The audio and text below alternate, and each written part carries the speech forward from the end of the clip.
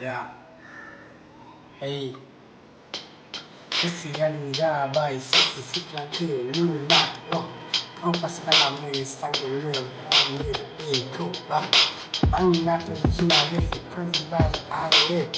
Lama-lama kawan beruen. Sisi layak. Ini kerana tak sekian.